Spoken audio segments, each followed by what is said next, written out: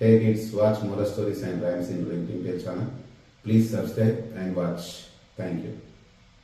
ಒಂದಾನೊಂದು ಕಾಲದಲ್ಲಿ ಒಂದು ಹಳ್ಳಿಯಲ್ಲಿ ರಾಮಯ್ಯ ಎಂಬ ಸೀರೆ ವ್ಯಾಪಾರಿ ಇದ್ದ. ಅವನಿಗೆ ಒಂದು ಕತ್ತೆ ಮತ್ತು ಕುದುರೆ ಇತ್ತು. ಒಂದು ದಿನ ರಾಮಯ್ಯ ತನ್ನ ಕತ್ತೆಯ ಮೇಲೆ ಸೀರೆ ಹಾಕಿಕೊಂಡು ಕುದುರೆಯ ಮೇಲೆ ಸವಾರಿ ಮಾಡುತ್ತಾ ಹಳ್ಳಿಗೆ ಹೋಗುತ್ತಿದ್ದ.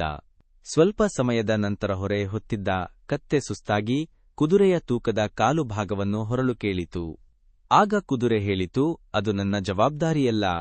ಹೊರೆ ಹೊರಲು ನೀನು ಇಲ್ಲಿದ್ದೀಯ, ನಾನು ಆರಾಮವಾಗಿ ಬದುಕಲು ಇಲ್ಲಿದ್ದೇನೆ. ಸ್ವಲ್ಪ ಸಮಯದ ನಂತರ ಹೊರೆ ಹೊರಲು ಸಾಧ್ಯವಾಗದ ಕತ್ತೆ ಬೆನ್ನು ಮುರಿದು ಕೆಳಗೆ ಬಿದ್ದಿತು. ತಕ್ಷಣ ರಾಮಯ್ಯ ಕತ್ತೆಯನ್ನು ಅಲ್ಲಿಯೇ ಬಿಟ್ಟು ಇಡೀ ಹೊರೆಯನ್ನು ಕುದುರೆಯ ಮೇಲೆ ಹಾಕಿ ತನ್ನ ಪ್ರಯಾಣವನ್ನು ಮುಂದುವರಿಸಿದನು. ನಾನು ಮೊದಲು ಆ ಸಣ್ಣ ಭಾರವನ್ನು ಹೊತ್ತುಕೊಂಡಿದ್ದರೆ ನಾನು ಈ ನೋವನ್ನು ತಪ್ಪಿಸುತ್ತಿದ್ದೆ ಎಂದು ಕುದುರೆಗೆ ದುಃಖವಾಯಿತು. ಕಥೆಯ ನೀತಿ: ಹೊರೆಯನ್ನು ಹಂಚಿಕೊಳ್ಳುವುದರಿಂದ ಜೀವನದ ಹೊರೆ ಕಡಿಮೆಯಾಗುತ್ತದೆ.